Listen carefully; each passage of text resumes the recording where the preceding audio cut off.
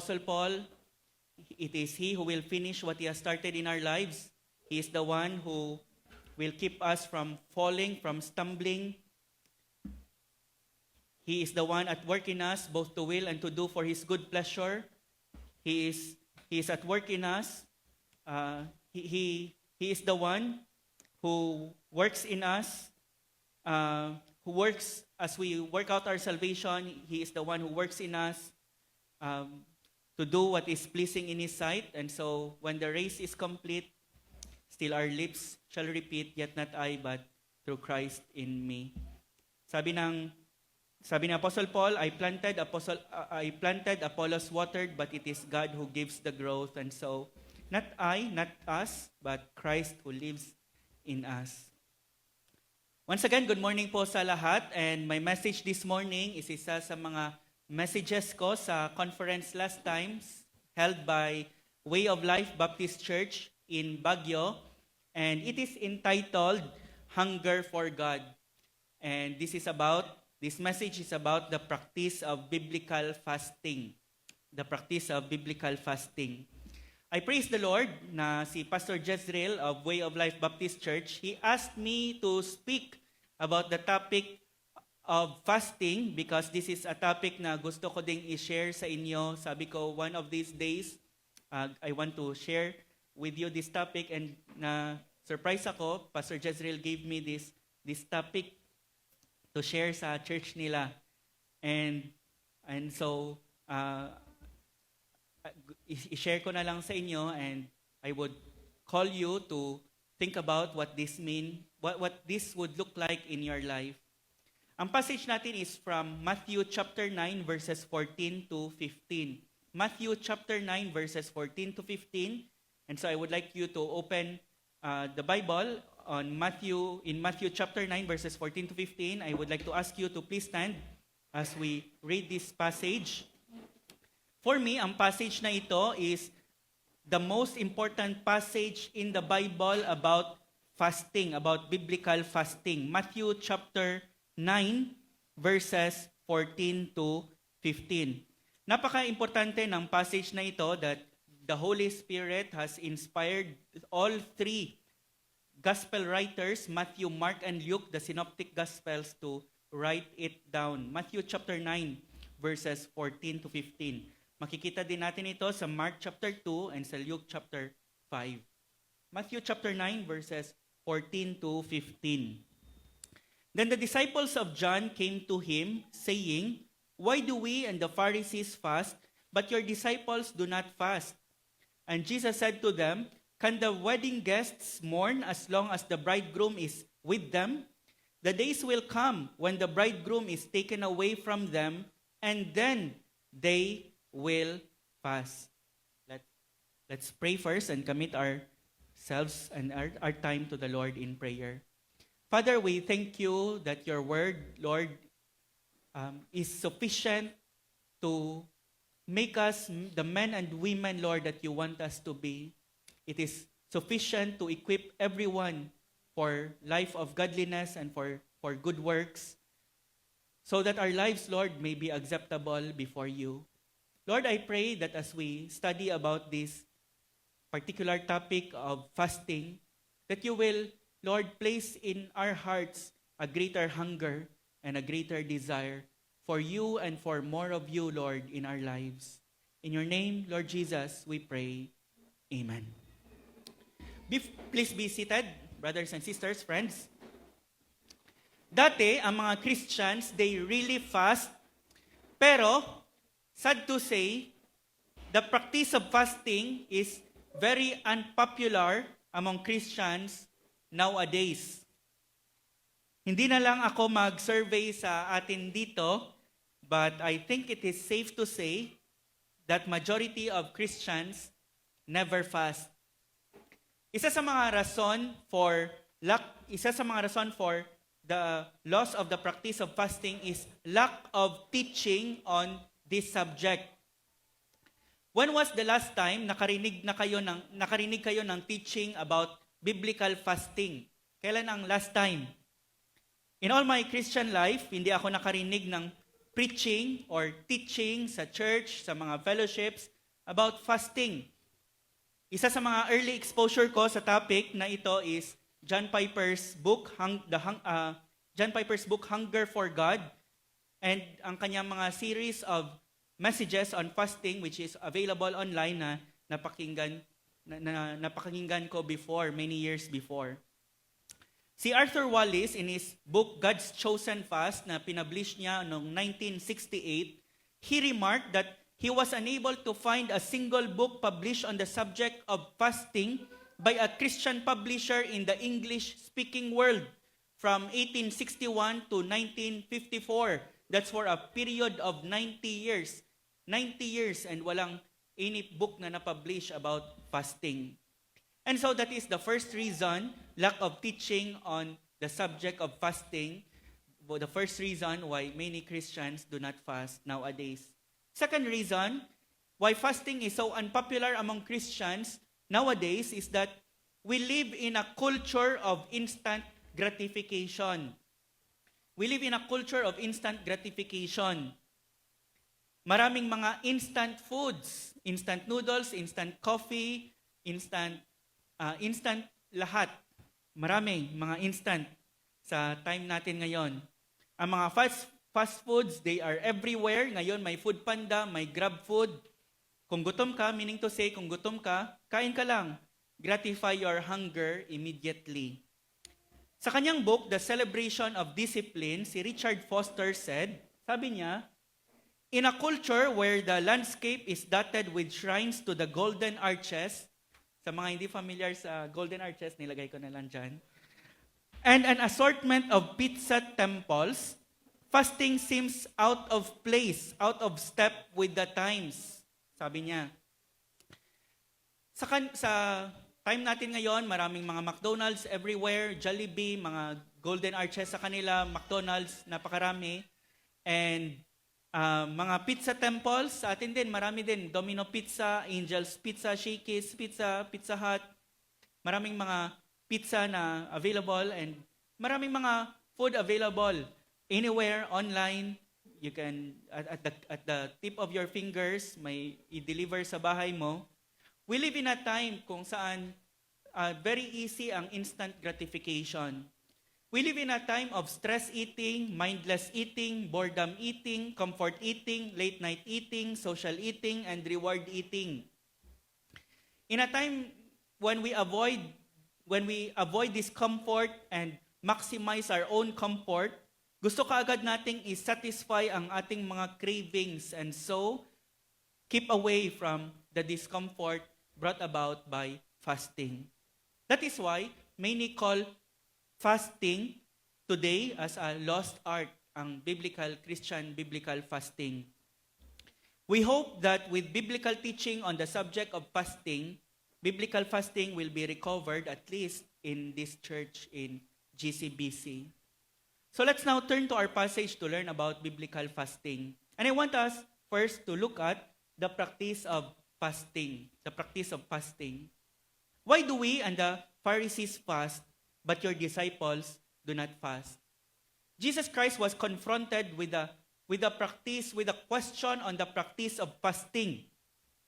To fast or not to fast, that is the question. Sabi ng mga disciples ni John the Baptist kay Jesus, bakit kami at ang mga Pharisees nagpa-fast, nag-aayuno, pero ang mga disciples mo ay hindi? Para sa kanila, isn't it that true devotion should include fasting? Isn't it that in the Old Testament, ang practice of fasting is practiced ng mga godly men and women? And so tinanong nila si Jesus Christ. To look at the answer of Jesus, let's first look at the practice of fasting. What is fasting? Ano ba ang fasting? Si Donald Whitney, he defined fasting sa kanyang book na Disciplines for the Christian Life. Dinefine niya ang biblical fasting as a believer's voluntary abstinence from food for spiritual purposes. We can see three things at least from this definition, and I believe this is a very biblical definition. This is what we can find in the Bible. Firstly, it is an abstinence from food. It may include other things for sure, which I will mention later on, but fasting primarily in the Bible is abstinence from food. Although hindi water, at times lang talaga may pati water included, pero abstinence mainly from food. Secondly, it is voluntary. It is not coerced. It is between you and the Lord. Although may mga times later on when I will be calling a fast, corporate fast para sa atin, but still, it is between you and the Lord. Nothing is forced in the Christian life. Wala pong persahan sa Christian life. Everything is between you and the Lord. Thirdly, it is for spiritual purposes. Christian fasting is not an end in itself. Magpa-fast tayo dahil dapat tayong mag-fast. No, it is always for a spiritual purpose. It is always for Christian purposes. Kasi may mga fasting din naman na hindi for spiritual purposes. Like ang uso ngayon, tinatawag na intermittent fasting, na kahit na mga unbelievers nagpa-practice because of its health benefits, but Christian fasting is always for spiritual purposes. Ngayon, kahit na sa mga medical field, sa mga secular na field, ang mga kahit na mga hindi Christians nagsasabi na napakaraming health benefits ang fasting. Ang isa is when you fast, sabi nila, you kill mga cancer cells sa body mo because they cannot survive without food for long, while ang body natin is built, ang mga normal cells natin is built to survive sa mga food na from fats na binoburn. You can read about that. Pero, that is not Christian fasting. Christian fasting is for the purpose of spiritual purposes. We will look at these purposes later. But we can see sa Bible, especially sa Old Testament, that the people of God fasted. For instance, si Moses, he fasted in Mount Sinai when he received the law for 40 days and 40 nights. Si David, he also fasted. Si Elijah, nagfast din siya. Si Ezra, when the Jewish exiles were about to go to Jerusalem because pinayagan na silang umuwi ni King Cyrus from Babylon, they fasted in the Ahava Canal before returning to Jerusalem in order to humble themselves before God and for protection para sa kanilang long and arduous journey. Si Nehemiah, he fasted and prayed for the restoration of the walls of Jerusalem. Si Esther and the Jews sa buong Persian Empire, they fasted for 3 days before Queen Esther approached the king. Sabi niya, you fast for me, and in 3 days I will approach the king, and if I perish, I perish. Sabi ni Queen Esther. We know the result. Si Daniel, he also fasted. Although it was a partial fast ni Daniel at ng kanyang mga kaibigan, hindi sila kumain ng meat, but only vegetables. But he also fasted in Daniel chapter 10. The Ninevites fasted when they heard the preaching of Jonah na they will be destroyed. They fasted. They fasted and they wore sackcloth and ashes, covered themselves with sackcloth and ashes. Si Jehoshaphat and the people of Judah, they fasted. And so, fasting is practiced much in the Old Testament by the people of God. No wonder why in the New Testament, John the Baptist taught his disciples to fast, and the Pharisees also fasted. There is no question that the practice of fasting is biblical. The question is it still applicable para sa atin? Sa mga believers ngayon, is it still applicable? Biblically, I believe the answer is yes, and I will enumerate the reasons why. Firstly, Jesus himself fasted and taught concerning fasting. Si Jesus Christ mismo nag-fast. Bago siya nagsimula ng kanyang ministry, Jesus himself fasted and prayed for 40 days and 40 nights where he was tempted by the devil. You remember, isa sa mga temptation ng devil is to turn stone into bread because he was very hungry during that time. In Matthew chapter 6 verses 16 to 18, hindi lang si Jesus Christ nag-fast, but he taught about fasting. Sabi niya, "And when you fast, do not look gloomy like the hypocrites, For they disfigure their faces that their fasting may be seen by others. Truly I say to you, they have received their reward. But when you fast, anoint your head and wash your face, that your fasting may not be seen by others, but by your Father who is in secret. And your Father who sees in secret will reward you. Si Jesus Christ, He warned against fasting for wrong reasons. But just because others fast for wrong reasons, hindi ibig sabihin that we should no longer fast. Kasi ang iba, they fast for wrong reasons, to be seen by others, etc., etc. Pero hindi yan ang sinabi ni Jesus. In fact, in verse 17, sabi ni Jesus, when you fast, in verse 17, in verse 16, when you fast, in verse 18, that you're fasting. So, it's not a question of if, but when. When you fast. The issue is not whether we fast at all, but when should we fast? That is the only question para kay Jesus Christ. Jesus commended the practice of fasting. He gave His disciples guidelines on how to fast in a way that pleases the Father and in a way that the Father will reward. Take note, God will reward fasting done in secret according to the Lord Jesus Christ. Sinabi ni Jesus ang passage natin, ang passage na ito, during His Sermon on the Mount. In this same passage, si Jesus Christ nag-teach din siya about giving and about praying. No one doubts that we are to give and to pray. In fact, ang teaching ni Jesus Christ about praying and about giving, pareho ng format sa fasting. Sabi ni Jesus Christ, when you pray or when you give, do not pray, do not give like the hypocrites do, like the Pharisees do, but pareho ng format sa fasting. And sabi ni Jesus Christ, when you give, do this, do that. When you pray, do this, do that. When you fast, do this and do that. Dahil ang prayer ay nami-misuse, dahil hindi dahil ang giving, some people give for wrong reasons, some people pray for wrong reasons, it doesn't mean hindi na tayo mag-give or hindi na tayo mag-pray.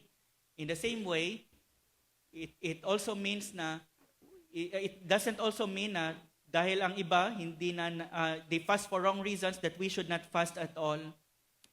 Since there is nothing here or elsewhere in the Bible indicating that we no longer need to fast, and since alam natin that Christians in the book of Acts fasted, we may conclude that Jesus still expects His followers to fast today. Sa passage natin, nung tinanong si Jesus, why is it na hindi nagpa-fast ang kanyang mga disciples, hindi siya nagsabi na, hindi nyo ba alam na hindi na applicable ang fasting ngayon? Hindi nagsabi si Jesus Christ ng ganyan. Hindi nagsabi si Jesus Christ na tapos na ang fasting. Sabi lang ni Jesus, hindi pa sila nagpa-fast ngayon because the bridegroom is still with them, pero darating ang time na magpa-fast din sila. Sabi ni Jesus sa second half of verse 15, sabi ni Jesus Christ in the second half of verse 15, He said, the days will come when the bridegroom is taken away from them, and then they will fast. They will fast. Jesus assumes that His followers will fast. And He even promises that it will happen. Pinramis niya sa mga disciples ni John na nagtanong that it will happen. Time will come when my disciples will fast. Jesus Christ did not say that His followers, His disciples might fast, but that they will fast. It is a promise. Ang mga Pharisees and disciples of John, they erred in their fasting. Nagkamali sila sa kanilang pag-fast. Ang mga Pharisees, they erred in their motive because they wanted to be seen by others. Ang mga disciples of John, they erred. Nagkamali sila sa kanilang timing because they fasted when the bridegroom was still with them. Sabi ni Jesus, ang rason na hindi nagpa-fast ang kanyang mga disciples is nandito pa ang bridegroom. Pero sabi niya, when the bridegroom is taken away, then they would fast. And so Jesus fasted and taught concerning fasting. This is the first reason for me that biblical fasting is still applicable to us believers of today. Secondly, The second reason is the disciples of Jesus Christ themselves fasted. In fact, in the words of Christ sa ating passage, He expected His disciples to fast. Sabi niya, second half of verse 15, sabi niya, "But the days will come when the bridegroom is taken away from them, and then they will fast." Nagkatotoo ang prophecy na ito ni Jesus Christ. Because in the book of Acts, the bridegroom was taken away, and in the book of Acts, we see the disciples of Jesus Christ fasting.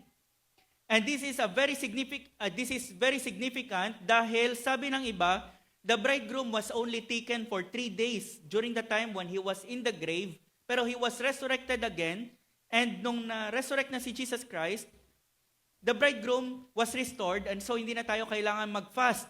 If that is the case, mali ang pag-fast ng mga disciples sa book of Acts.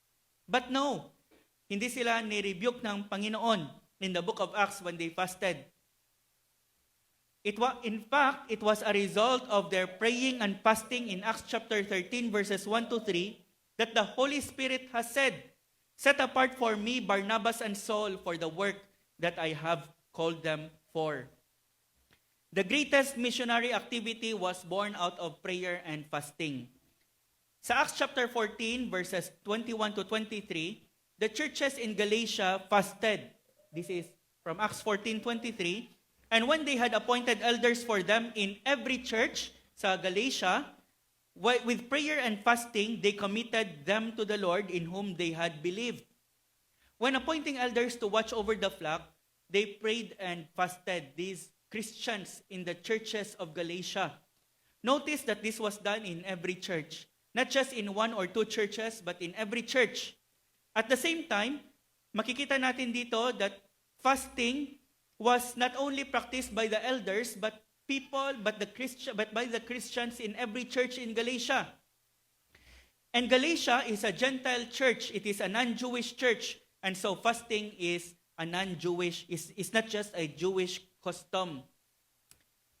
Nor is fasting an Old Testament custom, because Christians in the New Testament, as we have seen, fasted.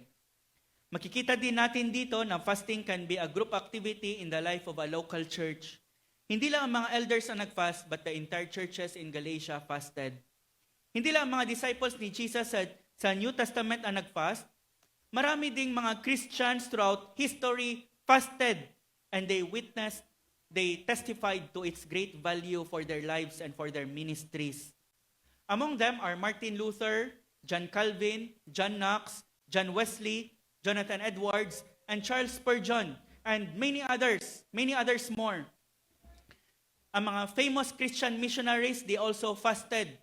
David Brainerd, missionary to the American Indians, sabi niya one time sa kanyang diary, and makikita natin ito pa ulit-ulit sa diary niya, "I set apart this day for secret fasting and prayer to implore the blessing of God upon my labors." He died at an early age of 31 because of tuberculosis, but all the result of the ministry of David Brainerd. Si Hudson Taylor, the founder of China Inland Mission, also fasted several times in his lifetime. Si William Carey, the father of modern missions, also fasted. Si John Hyde, also known as Praying Hyde, he was known for fasting and prolonged prayer during revivals in Punjab, in India. Si Amy Carmichael, missionary to India for 55 years, she practiced seasons of fasting for the spiritual protection and growth of the children in her care at the Dohnavur Fellowship. Si David Livingstone, pioneer missionary to Africa, fasted during times of extreme need, danger, and times when he was seeking the Lord's direction. Hindi lang sila nagpa-fast, but they testified to the value of fasting in their spiritual walk and their ministry. These early disciples of Christ, as well as these great saints throughout history, saw fasting still as a great means of grace in their walk with the Lord and for their ministry. Para sa kanila, the practice of fasting is still applicable. Christians on this side of the cross and of the resurrection of this side of the resurrection of Jesus Christ still practiced fasting, and I also commend fasting to you. The practice of fasting And now we will look at the purpose of fasting. Verse 15. And Jesus said to them, "Can the attendants of the bridegroom mourn as long as the bridegroom is with them? But the days will come when the bridegroom is taken away from them, and then they will fast." We can glean here sa passage na ito the ultimate purpose of fasting. What is the purpose of fasting according to this passage? Fasting is an expression of our longing for our bridegroom. Isn't it not? Fasting is an expression of our ultimate longing for our bridegroom. Who is the bridegroom as our longing for our bridegroom? Who is our bridegroom in this passage? Who is the bridegroom in this passage? Alam natin kung sino ang bridegroom na nire-refer ni Jesus Christ, ang kanyang sarili mismo. When Jesus Christ was here, it was a time of celebration, not of affliction. It was a time of feasting, not of fasting. Isa ito sa mga times when Jesus Christ says, He is God without saying He is God. May mga ganyang post, di ba ngayon sa Facebook, tell me that you are this without telling me that you are this. Tell me that you are God without telling me that you are God. This is one of Jesus Christ's answer. In claiming He is the bridegroom of Israel, He is claiming to deity. He is claiming to deity. This is because when you read the Old Testament, sino ba ang bridegroom ng Israel? God Himself is the bridegroom of Israel. For example, in Isaiah chapter 62 verse 5, sabi ng Panginoon, "And as the bridegroom rejoices over the bride, so your God will rejoice over you." Sino ang bridegroom in the Old Testament? God Himself, Yahweh. Verse 19 to 20 of Hosea chapter 2, you remember ang story about Hosea na discuss natin sa Minor Prophets? God is picturing His relationship to Israel as one of husband and wife, and pinipicture niya through Hosea's marriage to Gomer that Israel had committed adultery, harlotry against him. Sabi ng Panginoon, pero ito ang promise niya, "And I will betroth you to me forever. I will betroth you to me in righteousness and in justice, in steadfast love and in mercy. I will betroth you to me in faithfulness, and you shall know Yahweh." God is the bridegroom of Israel. And Jesus is saying, "I am that bridegroom." And that bridegroom has now come. But Jesus said that the bridegroom is now here. And so this is not time of fasting. This is a time of feasting. Naka-attend na ba kayo ng kasal na nagpa-fast ang mga tao? It's always a time of celebration when weddings happen. During weddings, it's always a time of celebration. It's not a time of fasting, but of feasting. And Jesus Christ is saying to the disciples of John the Baptist, "I am here. The bridegroom is here. It's time for feasting, not for fasting." But Jesus also predicted in our passage that the bridegroom will be taken away. Ang word dito is also used for snatch, taken away. It's also used for snatch. Ibig sabihin, biglaang pagkuha. In Matthew, Mark, and Luke, this is the first hint of Jesus' unexpected and violent death. He will be suddenly taken away like a bridegroom sa isang wedding na nagsisiyahan ang lahat, and then the bridegroom is suddenly taken away. And when He is taken away, it's time for the disciples to fast. All the feasting must stop, and the disciples must now fast. Here we can see the ultimate purpose of fasting. Fasting is an expression of our longing for our bridegroom. His presence, His power, His kingdom, His coming again. Imagine ang isang babae na engaged to be married sa isang sundalo na dineploy sa isang malayong lugar. Though ang fiancé na ito ay nakakatanggap pa rin ng mga letters, ng mga liham, and pictures ng kanyang fiancé, there is a longing for his presence. At kung alam niya na malapit na ang pagbabalik ng kanyang fiancé, she would count the days and would even refuse some enjoyment because she desires nothing more than his presence. In the same way, fasting expresses our longing for the presence of Christ, for His power, for His kingdom, for His coming again. This is how we as Christ's bride should long for Him. Ultimately, fasting is an expression sa longing natin sa ating Panginoon. Kung sa words pa ni John Piper, in fasting we say, "This much, O God, I want you. This much, O God, I want you." Fasting is an expression of our longing for Him.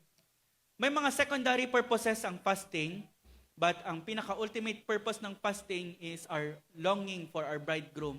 In fact, ang mga secondary purposes are all tied to this ultimate purpose of fasting. Here are some of the purposes of fasting we can find in the Bible. We fast whenever we want to know the mind of God and desire His guidance. We want to know the mind of God and desire His guidance. Ang church sa Antioch, they desperately needed God's guidance.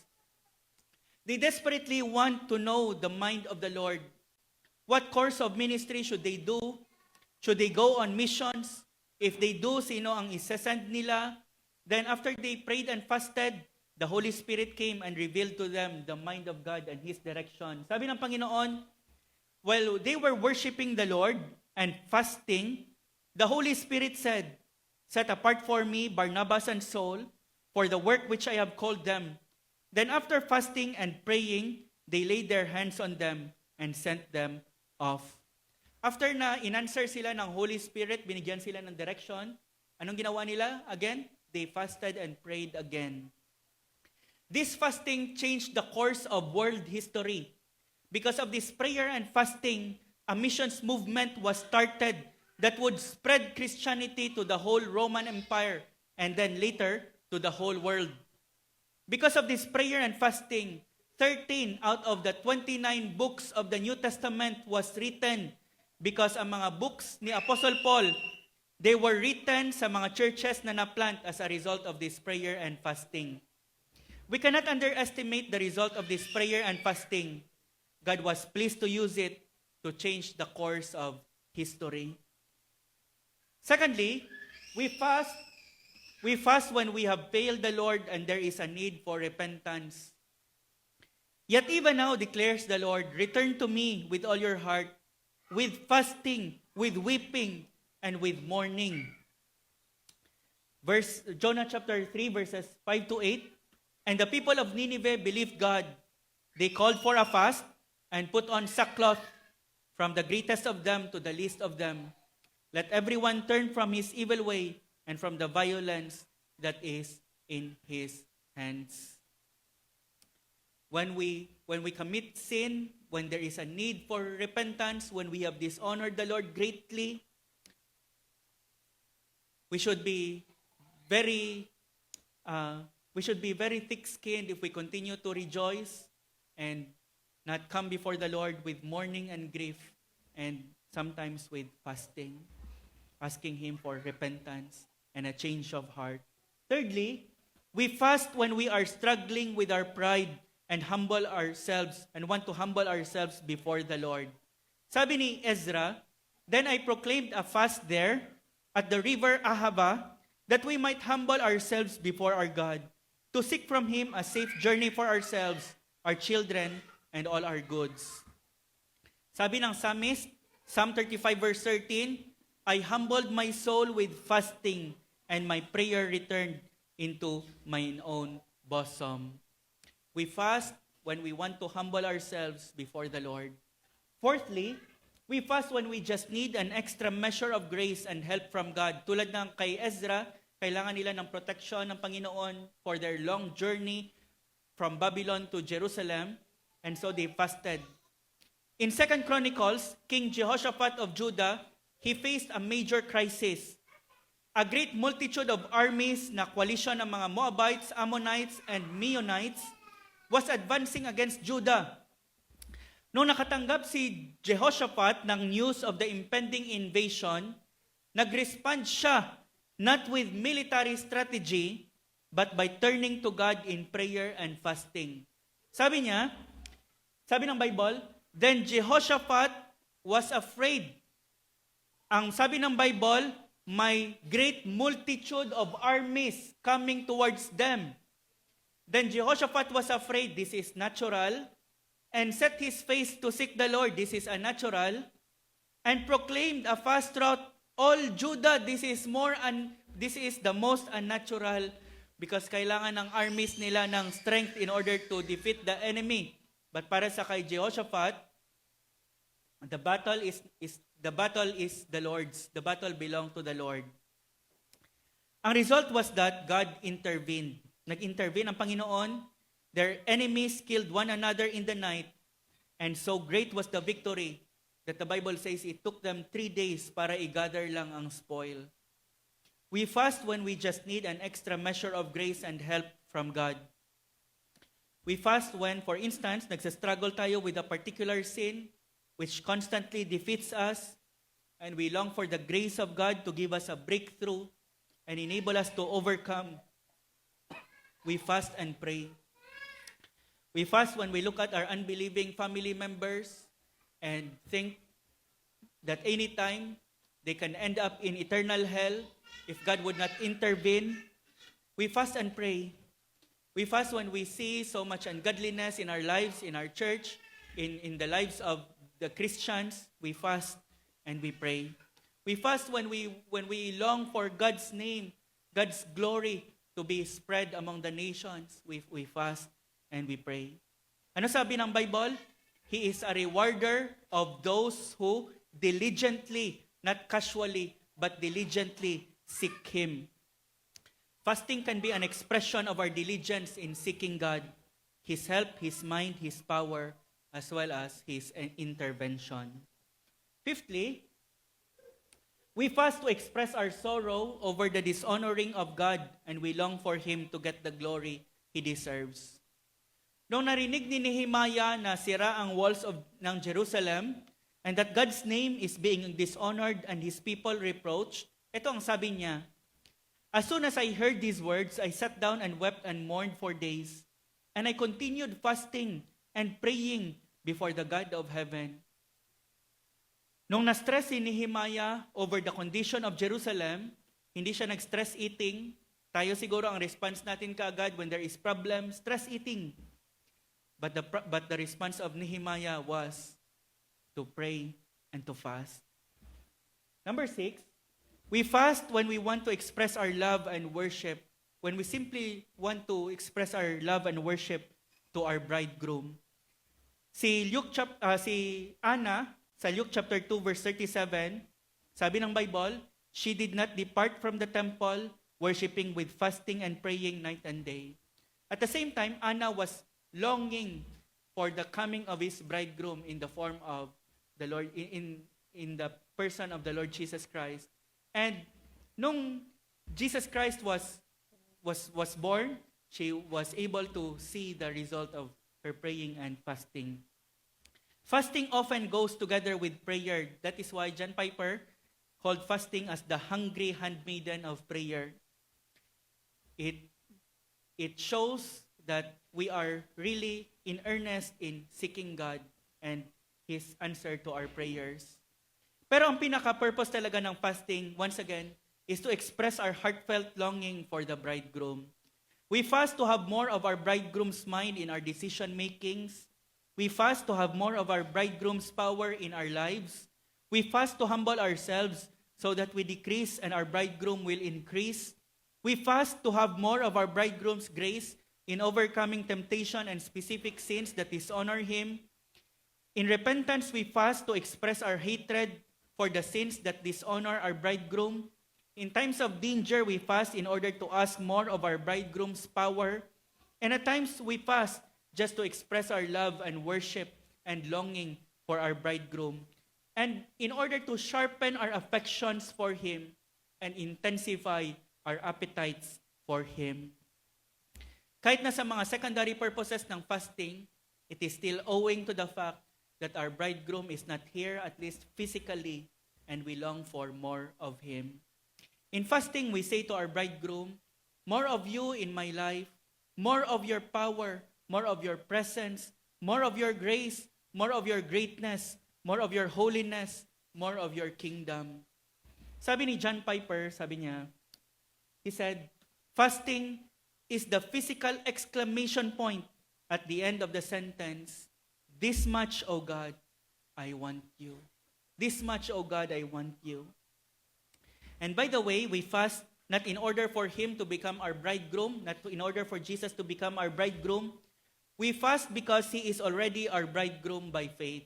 We fast because we simply fast because we long for more of Him in our lives, in our families, at work, and in His world. We do not fast in order to earn God's favor. We can never earn His favor, but praise God that Christ earned God's favor for us. We do not fast para magain natin ang kanyang acceptance. We do not need to gain His acceptance because the Bible says, if you are a believer, by faith, you are already accepted in the beloved. We should not become like the Pharisee na nagpray sa temple, I fast twice a week, as if he can gain God's favor by fasting. As if he can gain God's forgiveness by fasting. As if God's salvation is by fasting and by other works. We have His favor by faith alone. We have His forgiveness by faith alone. We have His acceptance by faith alone. Sola fide. It does not include any works, not fasting. Jesus becomes our bridegroom by faith alone.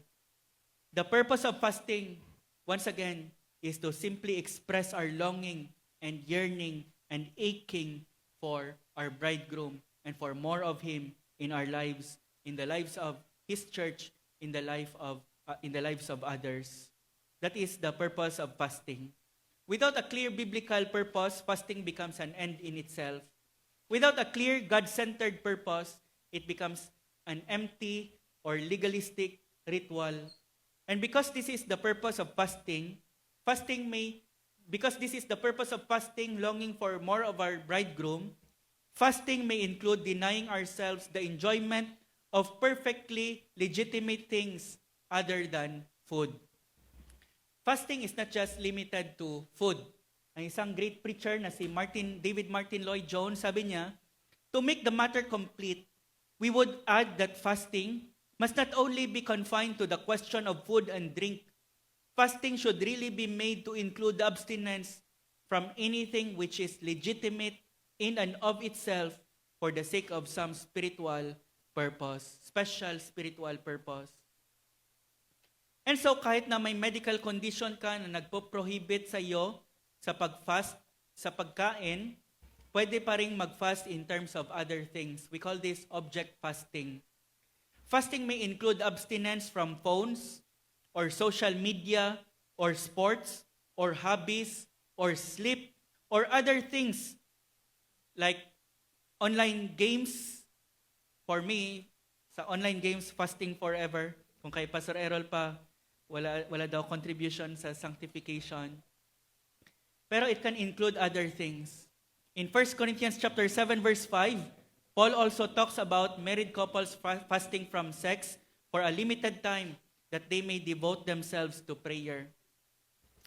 Sabi ni Rhea, may mga time na nag-fast siya sa mga beauty products. May follow-up din siya before na nag-fast daw sa paggamit ng salamin since she sometimes find herself several hours each week in front of the mirror.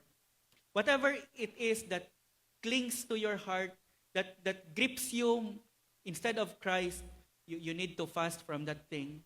One of the reasons we fast in these things I have mentioned is that they simply exert too much influence sa mga hearts natin that they start to master us or dull our affections for our bridegroom. Or we simply want the freedom to become more absorbed and focused on God and the things of God. Sa time natin, we really need to fast from time to time sa social media, sa cellphone, sa YouTube, sa internet. If ang mga unbelievers, they feel a need to have a digital detox, how much more should we in order to sharpen our affections for our bridegroom? The purpose of fasting, that is the purpose of fasting. We have already seen the practice of fasting, the purpose of fasting. Thirdly, let's now look at the period of fasting. When we were in Baguio, isa sa mga old women doon, way past her 60s, nagtestimony siya, sabi niya, may time daw sa life niya na Every morning, cellphone ka agad ang kinukuha niya. Instead of the Bible, cellphone ka agad ang kinukuha niya. Scroll ka agad sa social media. Past 60s na yan na old, godly old woman. And sabi niya, na-convict siya daw sa study nila sa 12 phones, 12 ways your phone is changing you. And sabi niya, she set aside her phone, and she became more attuned to the Word of God, to the things of God sa kanyang life, and it brought great benefit sa kanyang life. How much more should we, especially mga teenagers, tayo, how we need to fast sa mga things that master us. The period of fasting, verse 15. But the days will come when the bridegroom is taken away from them, and then they will fast. Jesus assumes that when He is taken away, ang kanyang disciples ay magpa-fast. And yet I am afraid He will find that many of them seldom do. Jesus expects that when He is taken away, His disciples will fast. Some of His disciples did fast and do fast, but sad to say, majority during this time do not. There is a period in which fasting is necessary. Nung nandito pa si Jesus, His disciples did not fast because the bridegroom was here. Ginamit ni Jesus ang analogy ng wedding feast. Ang kanyang presence was a time of joy, not mourning and longing and yearning. It is a time of feasting, not fasting. But time will come when sa gitna ng marriage celebration, the bridegroom will suddenly be taken away from his bride, the church. And during that time, ina-assume at ina-expect ni Jesus that his faithful bride will really fast. And then they will fast. As we await His return, fasting is an appropriate expression of our longing for Him. Time will come when the bridegroom will return to get his bride, and fasting will be no more. It will no longer be a time of longing and yearning, but a time of endless rejoicing. What a day that will be for those who have intensified their longing for Jesus and prepared their hearts for His coming through fasting and through other means of grace available. But between His ascension and His second coming is a period of fasting, and then they will fast. And the question is, do you? The question is, do we? Do you long for your bridegroom enough that you are willing to let go of food and comfort and other worldly enjoyments? Do you want more of His power, more of His presence, more of His strength, more of His fullness, more of His holiness, more of His kingdom in your life that you are willing to let go of some legitimate pleasures in order to have more of Him?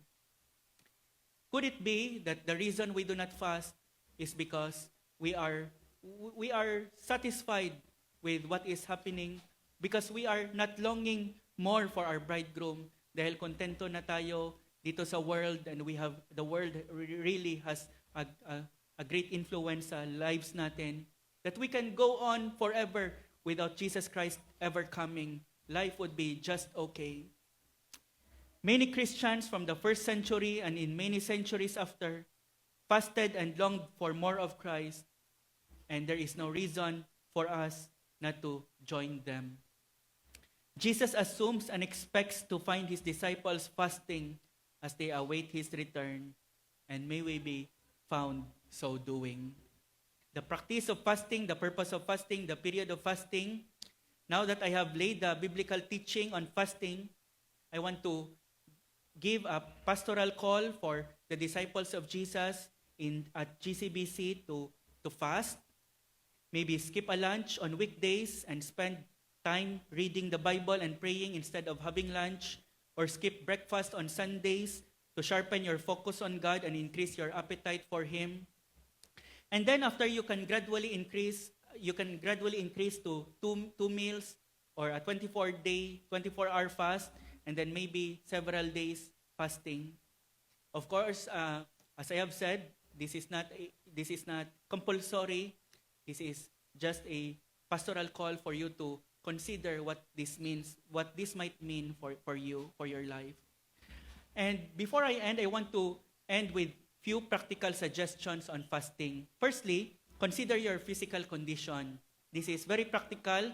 If may diabetes ka or kidney problem or other diseases, do not fast without consulting your doctor first. You can still do object fasting if not fasting from food, object fasting. Fasting from whatever it is that you feel is mastering you, is taking hold of your heart. Secondly, start small and start gradually. If hindi ka pa nakapag-fast before, don't fast for 2 weeks straight kaagad. Start with 1 meal, and then, sinasabi ko na, you can gradually increase it to 2 meals. You can increase it to a 24-hour fast. The longest I have experienced is a 24-hour fast, although may mga Christians na they had fasted for 2 days or 3 days and several days and experienced great spiritual benefit. It's not recommended that you abstain from water during a fast for any length, unless siguro you are in a very crucial state, tulad ni Esther. Sabi niya, do not eat or drink water for 3 days. Kasi mamamatay lang din tayo kung walang gagawin ng Panginoon. I will approach the king, and then if I perish, I perish. And so, start small and still drink water. What do you do when you fast? I want to share with you the acronym used by some Christians, FAST. I took this from radical.net. The first is focus on God. May mga times na hindi tayo makakain dahil sobrang busy. That is not fasting. In fasting, we set a special focus on God. It's good if may time talaga tayo to read the Bible and pray. But kahit nasa work, while doing what we normally do, we should be in prayer continually. While our bellies are calling for our attention, ang minds and hearts natin have a particularly Godward focus on God. Secondly, abstain from food. Instead of eating, say, "My bridegroom, I long for you. I long for your presence, your power, your kingdom, your righteousness, your glory. I long for your return. My heart hungers for you more than for the bread that perishes. Satisfy me with yourself, O Lord, until the day you come again and I feast together with you in your presence." Instead of eating, say in the words of John Piper, "This much, O God, I want you." God, more than I want food, I want you. More than I need food, I need you. Say like David, "O God, you are my God. Earnestly I seek you. My soul thirsts for you. My flesh longs for you, as in a dry and weary land where there is no water." Psalm 63 verse 1. Focus on God. Abstain from food, or if you are doing object fasting, abstain from that thing which you need to fast from. Thirdly, substitute that time that you'd be eating with prayer and the word. Prayer in the word, or prayer and the word. Ang tanong is, what do you eat when you fast? You eat the word of God. You eat your spiritual food. You display the truth that man shall not live by bread alone, but by every word that proceeds from the mouth of God. Sinabi ito ni Jesus Christ when He was fasting, "Man shall not live by bread alone." Sa John chapter 4, ang mga disciples bumili ng pagkain, iniwan nila si Jesus Christ, and Jesus Christ was talking with the Samaritan woman. Bumalik sila and sinabihan nila si Jesus Christ, "Master, eat." And nagulat sila sa sinabi ni Jesus Christ, I have food to eat which you know nothing about." Sabi nila, may nagbigay ba sa kanya ng pagkain? And Jesus Christ was referring to spiritual food.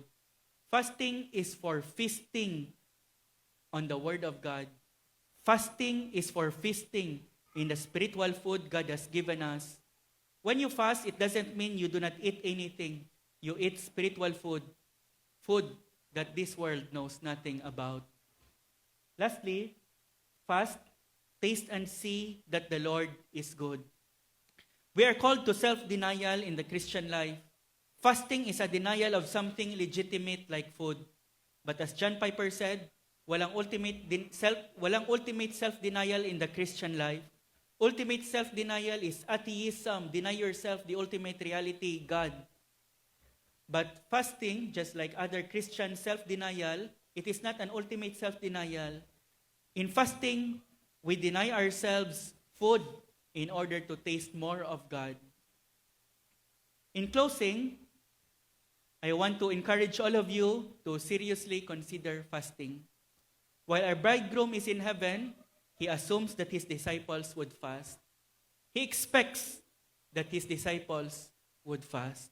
May it be na ang mga disciples niya dito sa GCBC will be found by him, fasting as an expression of their longing and their aching and their desire for him.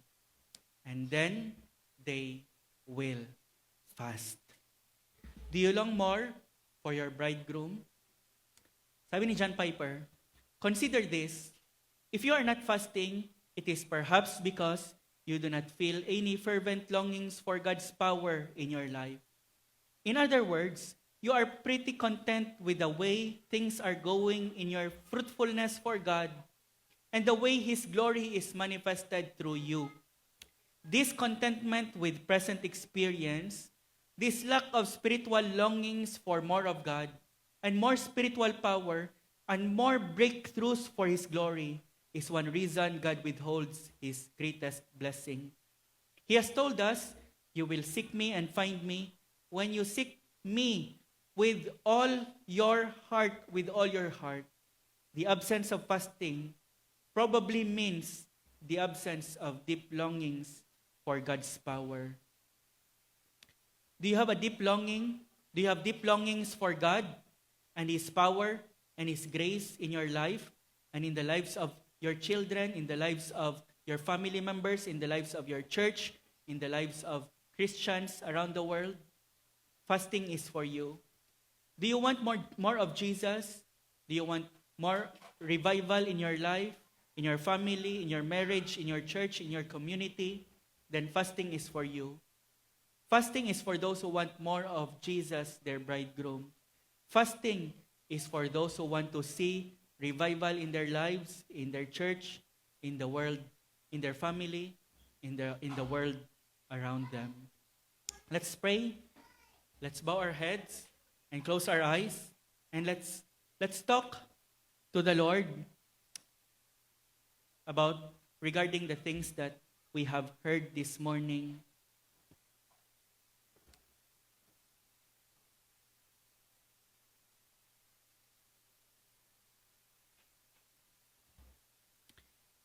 Consider what this might look like in your life. Ask the Lord for more hunger for Him. Ask the Lord for more longing and aching for your bridegroom. And the manifestation of His presence and power in your life and in the lives of others. Lord, in view of our remaining sinfulness, in view of our many unbeliefs, in view of our inconsistent walk with you, in view of our unbelieving spouses or children or family members, in view of how you are dishonored and your glory being trampled on in the world, in view of the remaining sins among your people, forgive us, Lord, that we care little. Forgive us, Lord, for not longing for more of our bridegroom in our lives, in the lives of others, in the life of our church. Lord, help us to fast in order to express our longing for more of you in our lives and in the lives of others, in your church and in the world. And when our bridegroom returns, He will not call us for a fast. He will throw a feast. But before that time comes, may we be found longing, yearning, aching for Him and for more of Him. And may we be found expressing that longing and yearning and aching, among others, through fasting. In your name, Lord Jesus, we pray. Amen.